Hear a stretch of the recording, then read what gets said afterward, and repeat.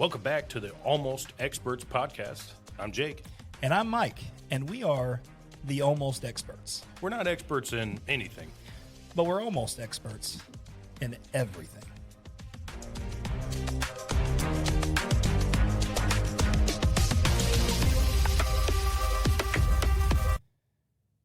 All right, so welcome to episode 3 of the Almost Experts podcast.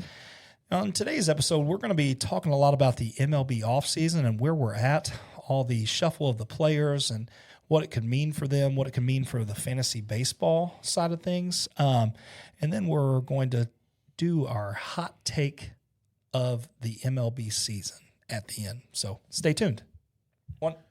We've got so much movement that's been going on, Mike, with the MLB offseason.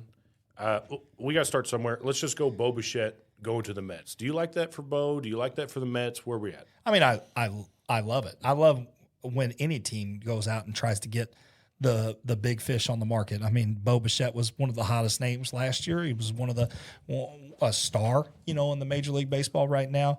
And I mean, on paper, the Mets look like they're going to be really, really good. I love it for the Mets. I love it for Bo Bette, but I hate it also because I remember a few years ago, you look at the Toronto Blue Jays. You had 3 sons, was it, all on the same team? Yeah. Vladimir Guerrero Jr., Kevin Biggio, and Bo Bette. Yeah. Wouldn't that have been fun if they could have pulled it together and done something? Well, yeah. I mean, Kevin Biggio was pretty much nothing. But I mean, it was still cool. A son. Yeah, he was a son. He's sure. still on there. Yeah, I mean, cool. But still, yes, I get what you're saying.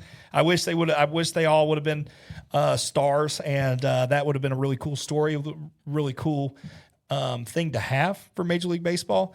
But ultimately, nothing ever goes right. It seems like in Major League Baseball. So, also the Mets are probably going to figure out a way to screw this up.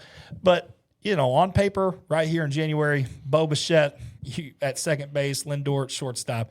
You got Juan Soto out there, and they look amazing in right field. I mean, that's some firepower. That is some firepower. So I love it for the Mets. I love it for Bo Bette, but I do think they're going to find a way. I don't know. Right now, looking at it, does little brother New York Met take over big brother New York Yankee?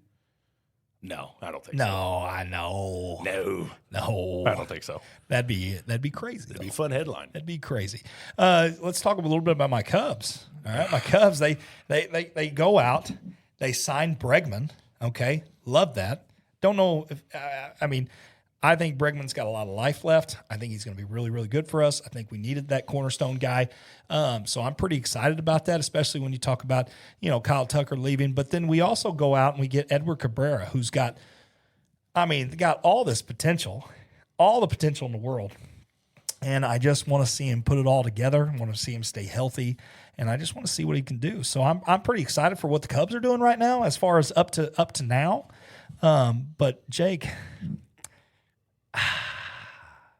your Cardinals. I know. And here's the deal. We have been waiting for this time. I think the last couple of years as a Cardinal fan, we have been in a weird, are we good or are we not stage. It's time to just be really bad for a little bit so that we can get back to being good. I saw a tweet, and it was the entire staff, the entire active roster for the St. Louis Cardinals, their salary adds up to $57.5 million, right, for the year. That's less than what Kyle Tucker's getting. Kyle Tucker's getting $60 million. Yeah, so let's talk about the big fish. So here's my question, Mike. Uh-huh.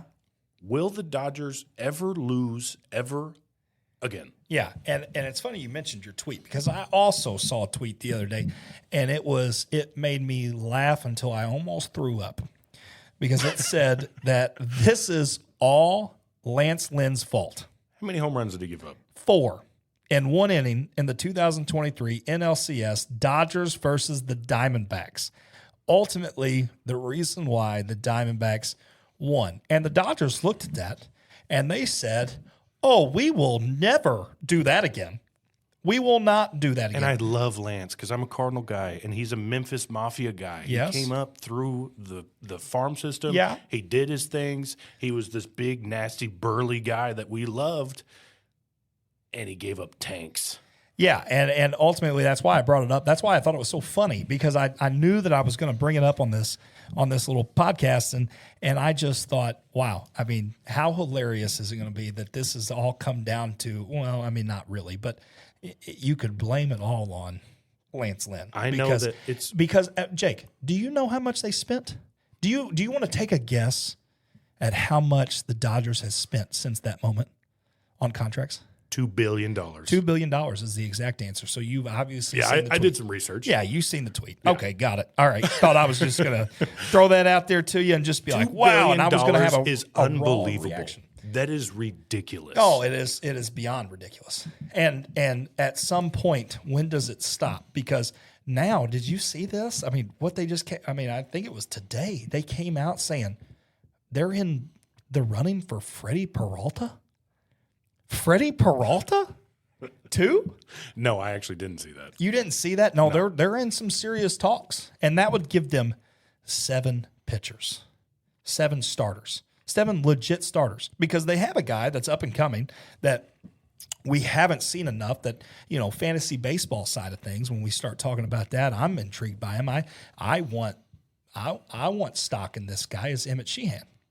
And all of a sudden, Emmett was going to be their 6th starter in their 6-man rotation when you got, Tyler Glass now, you got Blake Snell, you got Yamamoto, you've got Roki Sasaki, you got Ohtani, you got Sheehan.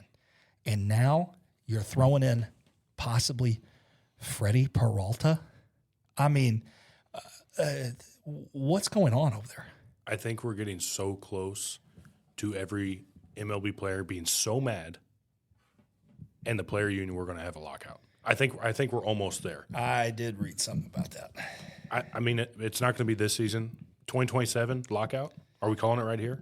Yeah, that's what it seems like it's trending to, which is terrible. It needs to happen though. I'll sit through a year of no baseball if that means that the Dodgers will lose someday. Yeah, but is that the best thing for baseball? I mean, yeah, it probably is the best thing for baseball. $2 billion. I know, Jake. I get it. I know. I understand. I just don't want to not have baseball. But here's the deal. Do you know why they can spend so much money? Do you know why the Dodgers can spend so much money? Because their market? Because they signed a TV deal. Oh. In like 2012, 2013, they signed a TV deal for 25 years, right? And it locks in, it's an $8 billion deal for 25 years, which means doesn't matter how good they are, doesn't matter how bad they are, just from TV, which we know right now. I mean, I can't watch the Cardinals on TV. I've never tried to watch Cubs, so I don't know. I assume it's tough. But it's tough. For right now, for TV, doesn't matter if they're good or bad, the Dodgers are going to bring in between $300 and $350 million a year because of a TV deal that they signed whenever we were in college. It isn't that just sickening. That's where we're at. I mean, they're a big market team. They obviously have a big following. They're out there and they're in California. They're in Los Angeles. Like, of course, their TV deal is going to be bigger. But it's just frustrating to. I guess it's frustrating because this came out of left field. Mm-hmm. It came out of left field. No pun intended. No pun intended. Or right field. Right field. I mean, I guess we should say right field. It came out of right field. It came out of right field for Kyle Tucker because all I had heard the whole offseason was Blue Jays. If they lose Bo Bette, they're going to sign Kyle Tucker. And then I also heard Mets, right? Well, then immediately, we got Bo Bette goes to the Mets, and then all of a sudden now Kyle Tucker's going to the Dodgers, and it just came out of right field. And I guess that's what's frustrating is because you thought there's no way they could get him. And then now here he is. And now their lineup is just stacked. It's ridiculous. It is stacked. And then you look at their pitching staff, and it is loaded. And then you're talking about throwing in Freddie Peralta. Like, what's going on? I mean, so yes, I think that the lockout, boy, I hope it doesn't happen. It's coming. It looks like it is, and it's scary. We're big fantasy baseball guys. We got a big league. Huge league, 14-team league. It's kind of a ridiculous league, but it is. We're super nerds about it. Yeah, it's probably the most nerdy thing about me. Okay, I mean, I don't. It is the most nerdy. It thing is. About There's no problem. We've got Google Sheets. We've got transactions over the years. Transactions. This league's been going on. We're on our 10th year anniversary. Yeah. And not only do we have an MLB team, but we have 18 prospects on our Google sheet, like you said. Guys that are barely able to drive. Yeah, it's pretty sad. I mean, we just had our first-year player draft the other night, and my wife was talking to me, and I was literally studying these papers, and I was highlighting names, and she said, "What are you doing?" And I didn't even think about it, and I was like, "Well, right now I'm looking at 16-year-olds in the Dominican and Venezuela, and trying to figure out which one I want to get in this first-year player draft." And she was like, "Are you joking? No, this is not a joke." Yeah, and I'm like, "Oh, no, this is fun. This is real life. Yeah, this is fun. I'm having fun. I'm having fun. I'm having fun." Yeah. So yeah, of course, I end up researching all these guys, end up picking one, rest, whatever. Can't believe you fell. Can't believe you fell. Don't even want to talk about that stuff. But ultimately, just know that fantasy baseball is something that I think about all the time. I mean, it's one of the first things that I do when I wake up is I check my team, even in the off season. Oh yeah, just to make sure everything's okay. And this Kyle Tucker trade makes him so much more valuable. Yeah, I mean, he's staring down the barrel of 120 RBIs and 130 runs. And he's not going to have to try that hard. No, and it's just he's going to get pitched to because he has to, because this lineup is just absolutely stacked, and he's going to do very, very well. So as far as fantasy goes, I mean, yeah, the Dodgers are going to be awesome. Kyle Tucker is going to be really, really good in real life. But in fantasy, I mean, this is a big, big thing. I know our buddy Ethan Boyer. Ethan Boyer has Kyle Tucker. He was going to be ecstatic about him going to the Blue Jays. Oh, yeah. Ecstatic. He is jumping over the moon for him to be on the Dodgers. He's actually on Ethan said the other day he's on the trade block just to see what he could get. But I just don't see him moving him. No, I don't think. I think it's just a little bait from the Baboons. Yeah, I think. Don't get me wrong. Kyle Tucker's a phenomenal baseball player, but he's not worth this. Yeah, he's not. He's not worth what you can get for him right now, or what his value is right now. Yeah, I think his value right now, before he even steps on the field for the Dodgers, is a little bit more. Is a little bit larger than what it probably really is. But I say that to say that he's still a unbelievable player and one of the best players in baseball. I'm sure he'll do fine still. Yeah. And so let's talk a little bit about Boston. Boston went out there, been making some signings. They lost Bregman, so they're going to be in the market for a third baseman. I hope, which is actually wild to me because I saw that Bregman's camp said, "Hey, we have a better offer than what you're offering us," and the Red Sox said, "Prove it," and then he did. Yeah, and I'm pumped. He's on the Cubs. I'm pumped. But now the Red Sox are in the market for a third baseman, and I have some shares in our fantasy baseball league into Eugenio Suarez. Mm-hmm. And I've been hearing that he might be going to Boston, and for that, I would love to see Suarez in it. But they did sign another Suarez, Ranger Suarez. That's right. Actually, a former Knickerbocker, Ranger Suarez. I don't know if he ever played for your team, but. No, well, maybe for a hot minute. Yeah. But it was definitely short-lived. Yeah. But Ranger Suarez, much better pitcher in real life probably than fantasy. Yeah, I agree with that. But I like Ranger. Yeah, Ranger's fine. I mean, I think he actually had a pretty good year. Yeah. Yeah, I think he has had good years. They sign Ranger, and then they go and they get Wilson Contreras. Well, they basically took everybody off the Cardinals except for Nolan Arenado. It is a big deal that Chaim Bloom was kind of created what the Red Sox are right now. And so as a Cardinal guy, I just hope that he's going to do that again, but with the Cardinals. But it's really easy for me to say stuff sitting in Poplar Bluff, Missouri. Right. But it does scare me because the trade you said, Arenado, we traded a future Hall of Famer at third base for a guy who was an 8th round pitcher. And that was it. There was no other prospects or anything thrown in there. Well, there was something else in there. Some cash. Oh, yeah. They probably Cardinals are going to pay Nolan Arenado, what is it, like $28 million to not play for him. To not play for them. That's how much they wanted him gone, which is crazy to me. But there was nothing there. It was going to be a waste of Arenado's years. And so in hopes that you give more at-bats to your younger guys, which I feel like we've been talking about as a Cardinal fan, we've been talking about Nolan Gorman. This will give more at-bats to him. This will do that. I mean, how many at-bats does he need before we decide that he's terrible? Well, I got bad news for you. He's terrible? No, well, that too. But I think that everybody's talking about J.J. Weatherholt. And he's going to get a chance. I don't think he's going to start there. I think it's going to be Nolan Gorman. Nolan Gorman, yeah. No, I think it's going to be Nolan Gorman. I think they're going to run him out there, and I think that they're going to give him 300 at-bats before they say, okay, this isn't going to work. He's going to strike out half of the time. Yeah, and big power guy. I mean, when he hits it goes. Yeah, the potential's there. And just like Jordan Walker swings very, very hard. I want Jordan Walker to be so good, and that's what worries me a little bit as a Cardinal fan is we got so worked up for Jordan Walker and Mason Wynn. They were going to be the best. These were the two guys. Mason is fine. He's doing okay. He's not the hype that Jordan Walker was, or right. He wasn't. So that worries me a little bit with J.J. Weatherholt. Is there's a little bit of hype that's coming back behind him, and I just hope that as an organization, not me, but the Cardinals don't rush him. Yeah, well, I mean, when's the last time that somebody came up with the Cardinals and was, quote unquote, a superstar? Albert Pujols? Sure. That was the last time. But that was the last time. Yeah, I mean, that came up in 2001, right? Yeah, 2000. long time. Yeah, and then you got Yachty. I mean, I get that. Adam Wainwright kind of came up with them. But my point is that it just hasn't happened for the Cardinals in a long time. They've had very good players. I mean, I'm not going to say that some of these guys that you ran out there over the years aren't good players, but they're not superstars. Yeah. And we were talking about Jordan Walker being a superstar.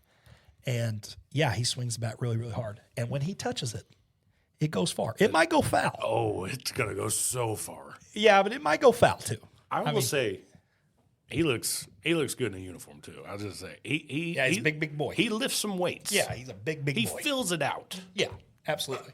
And then you got J.J. Weatherholt, which, I don't know how tall J.J. Weatherholt is. You could probably tell me. I saw him do an interview with somebody the other day at the Bass Pro Championships for basketball in Springfield, and he did not look very big. No. And that's kind of scary when you talk about a guy that you want to be a superstar. But anyways, so J.J. Weatherholt, he's going to get a chance. Time will tell. You should be excited. Cardinals fans should probably be excited in terms of the direction in which you're going. Now there is a clear cut, like this is what we're going to do when it seems like you guys have been in a little bit of a limbo, okay, and for the last couple of years. And so yeah, I mean, I think that Nolan Arenado's been so bad that the Cardinals need to get rid of him. And it's crazy to me that this future Hall of Famer probably is. Probably. I mean, he's got a chance. I think eventually he will be. Yeah, he's got a chance. I shouldn't say future. I think he has a chance to be a future Hall of Famer. And you can only get an 8th round, a guy that the Diamondbacks drafted. The guy who hasn't even thrown a pitch in the majors. Right. And then also, like, you're also paying 90% of his contract, which is crazy to me. But it's just hard to believe that that's what the MLB trade looked like. That's crazy. You would have thought you got more, but it just wasn't going to happen. If they could have got more, they would have a long time ago, but they couldn't because nobody could. They tried so hard. They had to deal with the Astros. Like it was ready to go. And then Nolan said, no thanks. Yeah. Had a no trade clause with several teams. Yeah. So, so anyways, talking a little bit about, that was just the player side of things. So talking just a tidbit on more or less like teams. I read an article. Pretty exciting. I love articles. It was pretty exciting because I've got some stock in some guys. Bring it. Kansas City moving their fence in. Wee-oo. I mean, that's not a good. That's not necessarily the best hitter's ballpark in terms of home runs. Actually, whenever I first was reading that, I saw the Royals are moving the wall's in.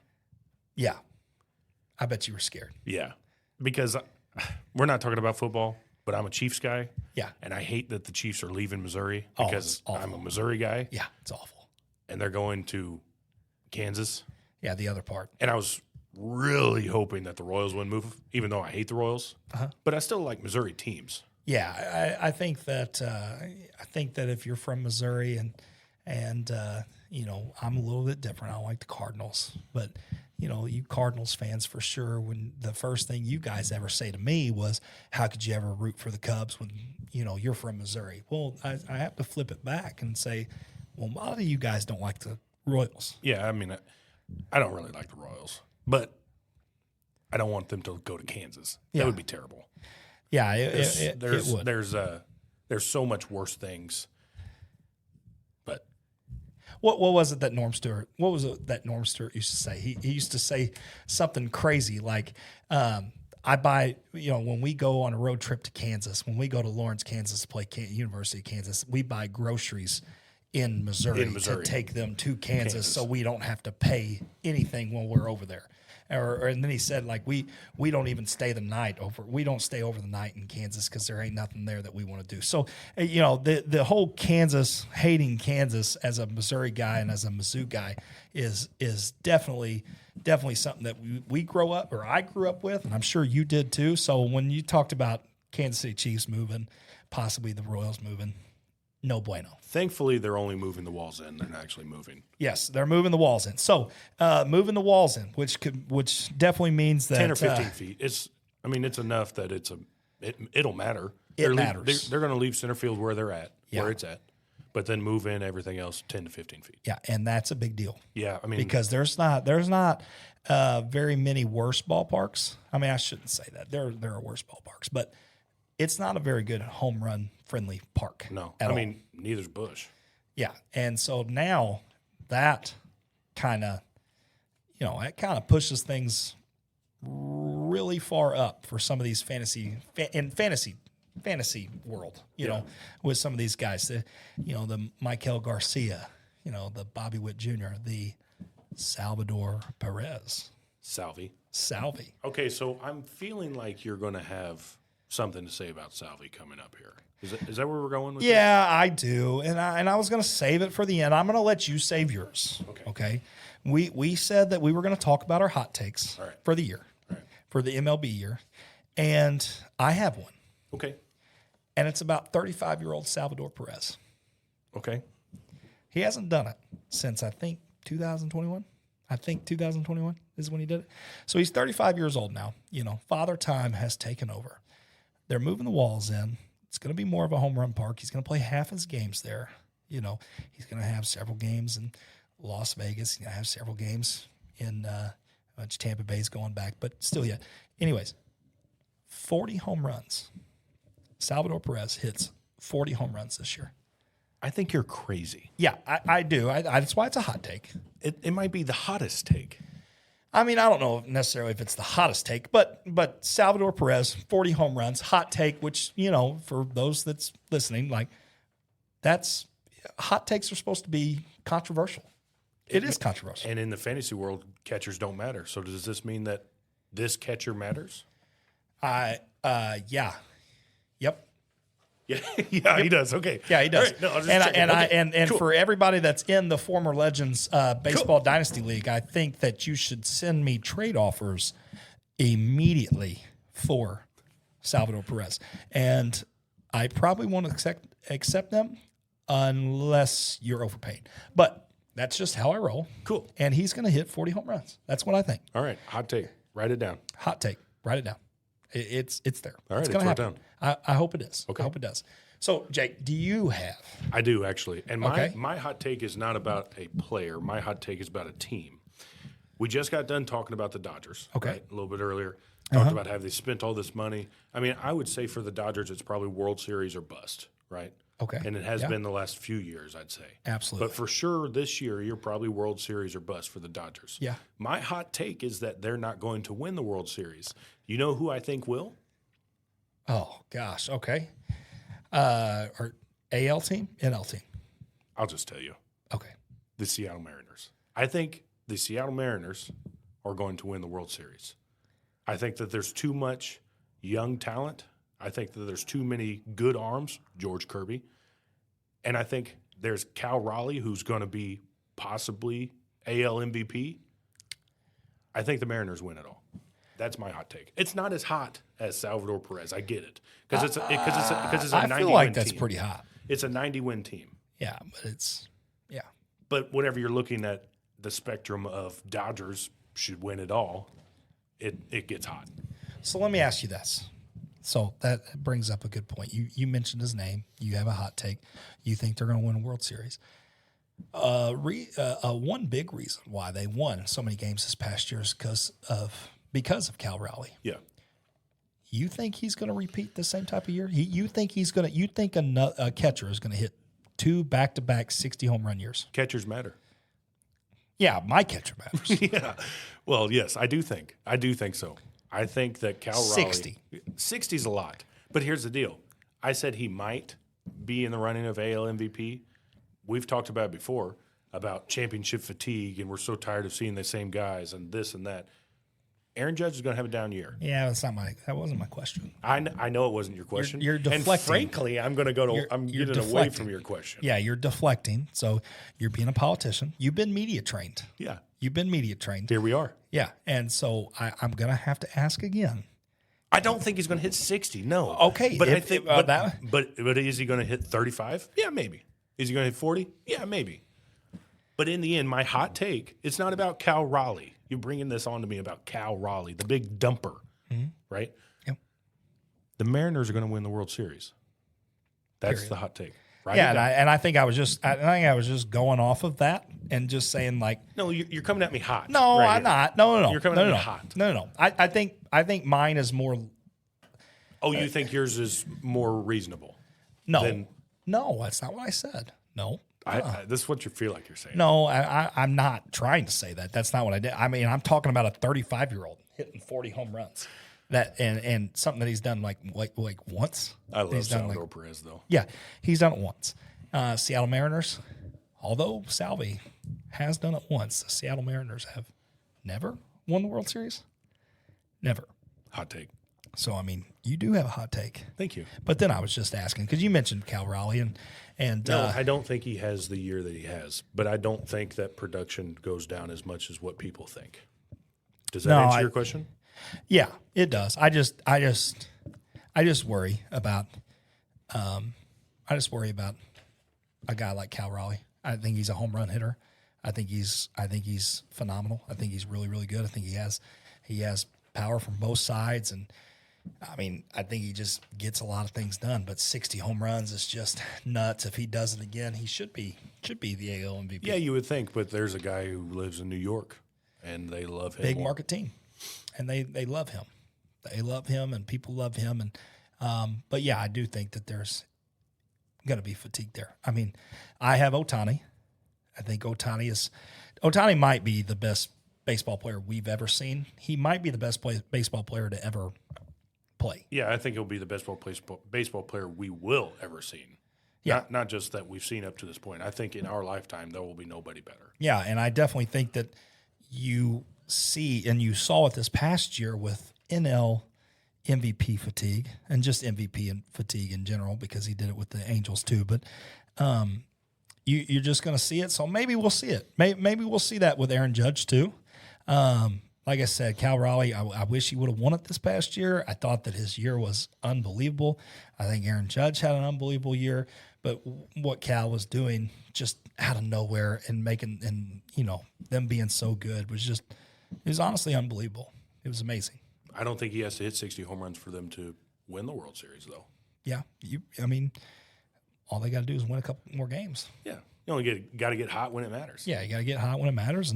And that's all that it really matters. We talked about the Diamondbacks. We just mentioned Lance Lynn. We just mentioned that earlier. And Diamondbacks just got hot. Yeah. They weren't the best team in the playoffs, but they got hot and they made it to the World Series and had a shot. Lost. They had a shot. So, but anyways, so just wrapping this up, we had a couple hot takes. Jake thinks that the Seattle Mariners are going to win the World Series. Yeah, they will. And then I think Salvador Perez will hit 40 home runs with the fences moving in Kansas City. Moved in. And so, yeah, that's our hot takes for the year. So, Write them down. Jake, why don't you go ahead and just take us out here? Thanks for tuning in. We'll hopefully be back with more questionable expertise. Yeah, and just always remember that if we were ever wrong about anything, no, we were not. So, See ya.